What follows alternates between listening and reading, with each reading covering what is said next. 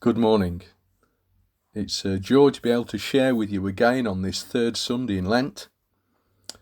One of the passages of Scripture set for today from the lectionary is from John's Gospel, chapter 2 and verses 13 to 22, entitled Jesus Clears the Temple. And it's one of the occurrences that takes place at the beginning of Jesus' ministry.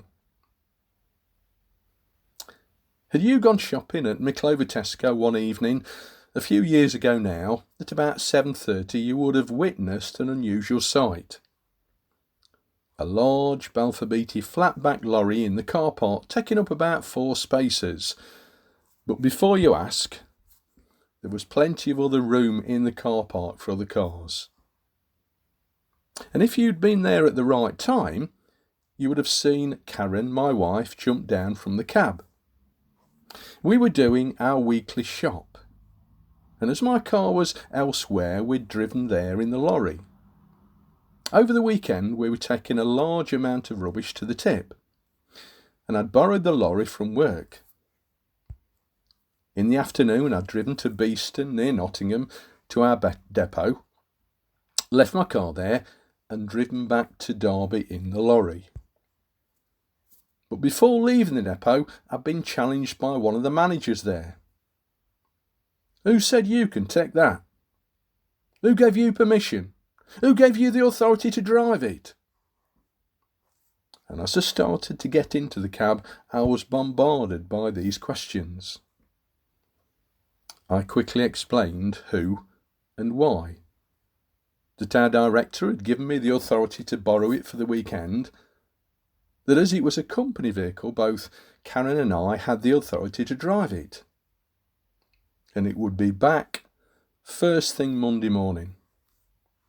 "Oh, okay then," came the response, so away I went. No doubt we've all been challenged at times with, "Who said you could do that?" or "Who gave you the authority?" Jesus was no different here. We read in verse 18, "Then the Jews demanded of him, 'What miraculous sign can you show us to prove your authority to do all this?'" In Matthew 21, Jesus had entered the temple courts and had started to teach. The elders came to him and said, "By what authority are you doing these things, and who gave you this authority?" In Mark 2 we read that Jesus said to the man who couldn't walk and had been let down through the roof by his friends, "Son, your sons are forgiven." Immediately the teachers of the law questioned, "Who can forgive sins but God alone?" But Jesus declared, "The Son of Man has authority to forgive sins," referring to himself. Throughout his ministry, Jesus' authority was questioned and challenged, yet he remained unequivocal in his response.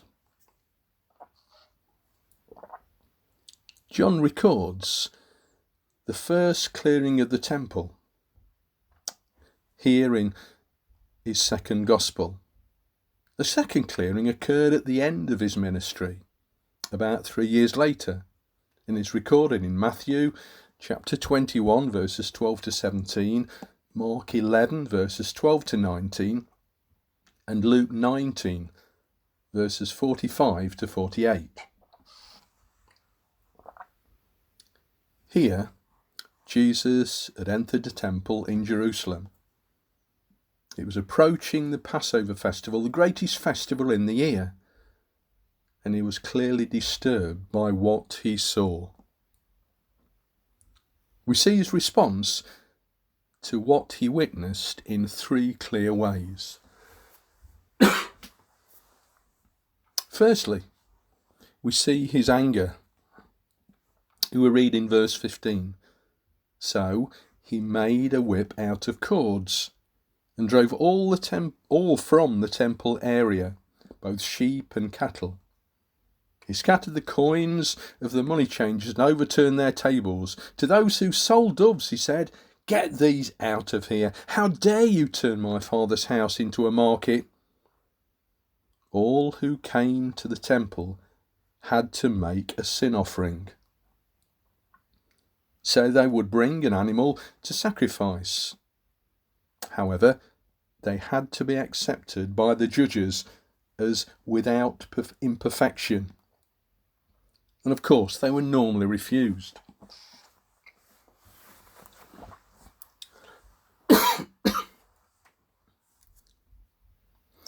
So the only way to obtain an ox or sheep or dove that would be acceptable was to buy one from one of the sellers in the outer court. And hence, they had the chance to charge exorbitant prices for the privilege. The temple tax that all who worshipped had to pay annually had to be paid in the local coinage, so anyone coming from afar had to convert their money in the temple, and the money changers would exploit the worshippers by charging exorbitant fees for the coinage needed. Hence, worship for them had become a money-making enterprise, with of course the excuse that the money would go towards temple upkeep. But instead, the exorbitant fees often just went to line the pockets of those in authority. Jesus was rightly angered by this, and was determined not just to be angry, but to do something about it, to cleanse the temple, to get rid of these practices. How often do we claim to have righteous indignation? Yet really, it's just over something that gets under our skin, and not a true injustice. Do we get annoyed by things that are put in place by tradition, and yet prevent or inhibit others drawing closer to Jesus? If so, how do we react? We need to be sure that our anger is for the right cause, and allow it to be wisely used. So, firstly, we've seen his anger. Secondly, we see his concern for prayer. We read in verse 16, "How dare you turn my father's house into a market?" The area of the temple called the outer court, which is where the sellers of animals and doves and the money changers did their business, was also known as the court of the Gentiles. The Gentiles, although permitted to worship in the temple, were not allowed further into the actual building itself. And so this area in the temple was the only place where they could pray and worship, with it being filled with animals and birds and those changing the money. It was both smelly, filthy and noisy, and not at all conducive to worship. The authority is keen to make money for the temple upkeep and line the pockets of the favoured few, put that above the opportunity for Gentiles to pray. The prophet Isaiah, in chapter 56 verse 7, reminds the people, "For my house will be called a house of prayer for all nations." Yet Jeremiah, a few years later, has to challenge the people with chapter 7 and verse 11. "Has this house, which bears my name, become a den of robbers to you?" Jesus wanted to reform what happened in the temple and make the court of the Gentiles a place of prayer.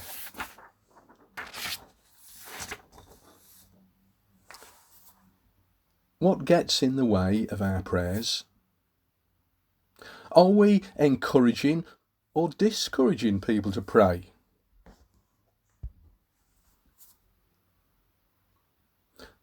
By what we have normally done, do we put stumbling blocks in the way of people wanting to pray? Don't forget, prayer is a privilege, not a right. How well do we use it? So, Jesus has been angry. Jesus is concerned that people have the chance to pray. And then thirdly, we see his authority. When he challenged about this authority to do all this, we do read his response in verse 19. Destroy this temple, and I will raise it again in 3 days. The Jews thought he was talking about the temple building in Jerusalem. For them, it was a massive building. Herod the Great had undertaken to remodel part of the building itself. It had commenced 20 years previously and still was ongoing. To actually knock it down in 3 days and then build it again was an immense challenge. Seemed ridiculous. Yet John, reflecting on the event, when writing his Gospel, in verse 22, we read, "But the temple he had spoken of was his body." R.T. Kendall, the theologian, in his book, Whatever Happened to the Gospel, wrote, "Have you ever thought of the times Jesus willingly allowed himself to be misunderstood and never bothered to explain himself? He said things that were quite ridiculous on the surface and made no effort to say, 'Sorry, I didn't mean to say that,' or 'let me rephrase what I said,' or perhaps 'what I really meant to say was.' In other words, there were occasions when the people thought one thing but Jesus meant another, and he did not bother to explain what he actually meant. In this example here, Jesus did not explain himself. John did years later when writing his Gospel. Why he didn't choose to explain to his hearers what he really meant, we may never know. But we do know that he knew where and how his earthly ministry would come to its true fulfillment. This statement, "Destroy this temple, and I'll raise it again in 3 days," came at the beginning of his earthly ministry. Jesus was referring to his own body as the temple, that he would die and be raised again in 3 days. Jesus carried out his entire ministry having at the forefront of his mind his most challenging task of dying on the cross. Jesus was not dreading it, but he knew that his trial and execution were ahead in only 3 years. If you have that at the forefront of your mind, everything else is put into its true perspective. I wonder, what are we looking ahead to? When we look ahead to our true home, our heavenly home, do we allow that to put all other things in their true perspective? So, what makes us angry? Paul reminds us in Galatians 5 and verse 20 that fits of rage are acts of the sinful nature, and so we should not be like that. But Jesus was clearly angry at what he witnessed, at what was going on in the outer court, the court of the Gentiles in the Jerusalem temple, and how that area was being used. Do we get angry when we witness true injustice? And then how do we react? Or do we simply get angry when things do not go our way? Jesus clearly had in mind Isaiah's words when it came to prayer. For my house will be called a house of prayer for all nations. What gets in the way or detracts from our prayer life? Do we give ourselves time and the opportunity to pray? Do we encourage or discourage others to pray by our life and example? And finally, his authority. Destroy this temple and I will raise it again in 3 days, came at the beginning of his ministry. Jesus was referring to his own body